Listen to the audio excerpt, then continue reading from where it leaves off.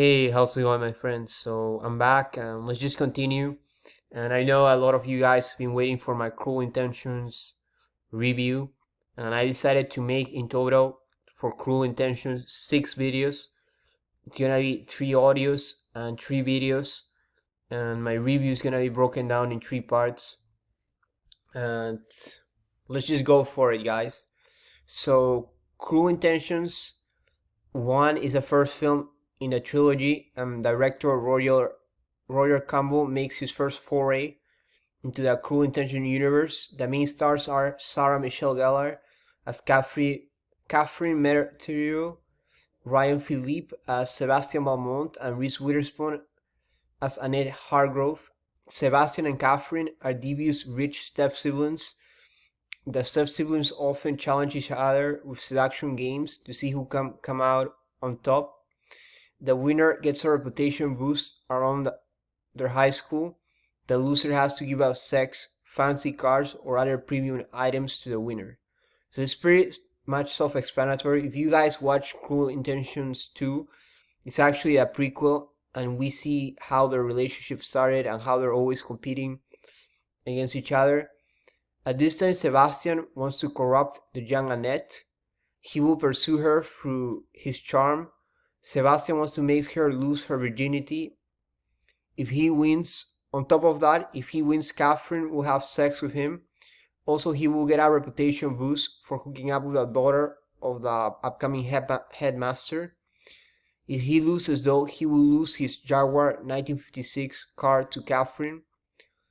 That's the main plot, but there's a subplot where Catherine wants Sebastian to seduce the young Cecil as revenge towards Catherine's ex-boyfriend Kurt Reynolds.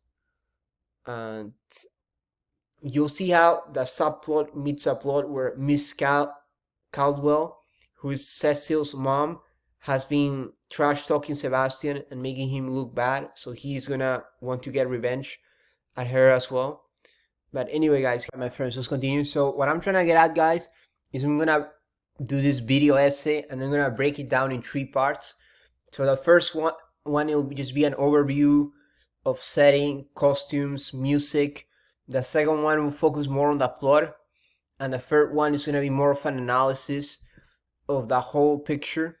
So this way, and I'm breaking it down because I'm watching only 40 minutes each. So then movie lasts 1 hour and 37 minutes. So I'm pretty much just breaking it down in 3 parts so you guys have it a more thorough explanation and more analysis and more ideas, and I can talk slower, take my time.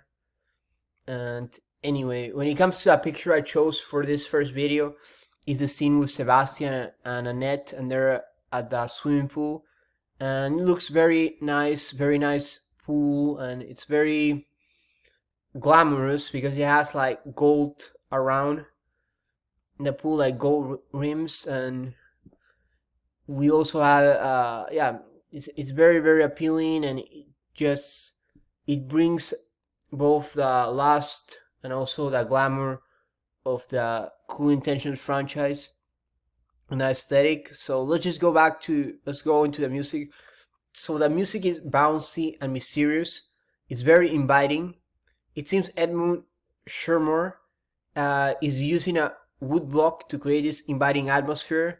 It reminds me of geisha scenes in certain movies. So for you guys who've seen the geishas, there were sex workers in Japan, but I don't know if they're still going on. But there's this idea of like you go in, and the geisha gives you a massage. You know, I've seen it in certain films. I'm not saying every film, but is waiting for you, and they play this sort of like music with this percussion instrument, and it kind of feels like that in a way. And also it seems that Shermer is using a glockenspiel, and this is another German word, is the name of the instrument, and this is a percussion instrument that makes noise when you hit the aluminum bars with mallets. And yeah, it's a really cool instrument, and I'm speculating that this is the instrument they're using because of the sounds, but I could be mistaken, and but at least you guys get the idea of what is that kind of music. And then there's a scene, like kissing scene between Catherine and Cecile, and they play Blur, and you guys know Blur, and it's always bringing good vibes, so it's a welcoming addition. And I feel with Blur, at least in one of the albums, Park Life, the song "Girls and Boys," it sort of matches the theme of the story. You know, like girls who like boys, who like girls, who like boys. You know, well, it sounds funny when I say it. In a way, it's a very hedonistic sort of environment, and like the song that Blur made and the music video, because people are always going to say, oh, that Blur meant something else, but they were talking about Majorca or Ibiza, where people just express themselves sexually, like sexual libertines, and you see everybody hooking up with everyone. And in the Cruel Intentions franchise, there's also this element similarly, because there's also some LGBT content as well, like with Cecile and Catherine, and yeah, but it's like a similar idea. Like there's a lot of sexual libertinism going on, and the Beethoven song Symphony Ninth makes a brief appearance, and it elevates the mood as it makes it fancier when they're using classical music like Beethoven.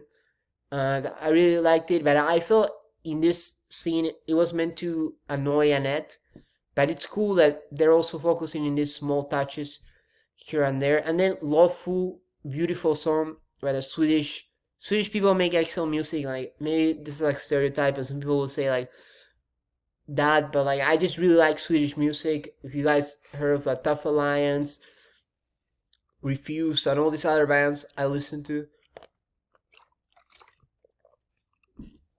and Loveful very much fits in this. And for some reason I feel when I watching this movie, it feels like a very MTV movie. Like all these guys, like all these songs were probably being played at MTV, and I bet some of the actors have done work or their films have been screened at MTV as well. It just gives you that MTV vibe, like very youthful oriented. And so dialogue in this film is very straightforward. There's some words like, I don't know if I can say that on YouTube, you know, but like there's some words that are very explicit without censorship. And then Sebastian line as well, be more specific, and Catherine tells him, I'll let you like hook up, like put it in all holes and stuff like that. And again, I like the dialogue since it feels like the characters both direct and explicit, and they express what they want to say and don't care about being polite. And maybe, I don't know if Campbell did this intentionally or not, but I noticed in French people will curse much more, and well, in English it won't be. And in the future I like to go more in depth into that, but maybe in a society that is more based on class, you need to be more formal, more respectful, like since you don't know who you're addressing to. But in a society where it's perhaps more egalitarian, egalite, like at least historically I'm speaking, right now it's probably different, and the whole English development as a polite language might have been as well. Like there's some theories on the Industrial Revolution and how once you achieve a certain middle class, like people don't want to offend anyone, but it seems like in French people just express themselves much more, and they just curse all the time. Like not all, you guys get toute le temps, but you guys get what I'm trying to get at. You know, like people are much more libertine in their choice of words. Like they're not like overly conscious about offending others, you know.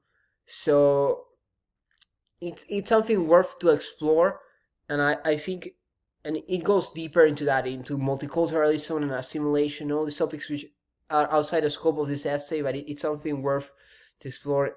And I don't know if Kamo did this intentionally, but it feels like the characters are more confident to just say say it as it is. Okay, acting. So I feel Philippe's portrayal of Sebastian is slightly over the top or flamboyant as the main character. So it feels like he's confident, he's brash, he's outgoing, but it feels like slightly over the top. Like he's slightly overdoing it, like a bit too flamboyant. And at least for my taste, I don't resonate with it that much. while Dunes, like the actor, Canadian actor who works with Cruel Intentions too, like his persona feels a bit more restrained, more relatable, like a bit more grounded. I like Dune's interpretation better, though Philip is better at creating sexual tension. For example, he touches Catherine's breast. So yeah, I feel Philip's performance is just fine. I'm just saying like it's slightly flamboyant and slightly over the top. Where like I prefer Dune's interpretation, but still it's like it's still good, you know. So Sean Patrick Thomas as Clifford also has this edge to the film, since he creates sexual tension with Cecile. For instance, when he goes behind her and is helping her play the cello, you can feel that tension and how he like touches instrument and helps her play it. Yeah, and it's also very interesting. Like I don't want to go into like the whole like race topic because it's a whole nother kind of worms. But it's very interesting, like how like having a African American character gives the film a bit more of an edge in a way, and I feel it's a good thing in a way. Some people will say, "Oh, it's exoticizing," but I also feel that you kind of see it just gives this film a sense of danger, of excitement, you know, because like there are the associations that people have with like African American culture being more edgy, more like when you listen to some rap music, you know, not all of it is African American, but it's the idea that it's like edgier, more quote unquote violent, more like more cool, you know. I guess that's a positive word, you know. And as I said, like I think Clifford adds a lot to the film. It's great he's there, you know, because people sometimes anything that you say like they might misinterpret, but I'm just saying like I think he works well in the film, and it gives this edge to the film as well. And I like the use of height in the film. First when Sebastian visits his therapist, she complains from the top of the building. We see her hitting the window panes with her hands, and Sebastian stood down laughing. I liked it. I feel this sense of height brings a lot to the film. And for all you guys who watched the Hitchcock films, he's trying to do some like Vertigo. He's trying to do some things like this with height, with distances.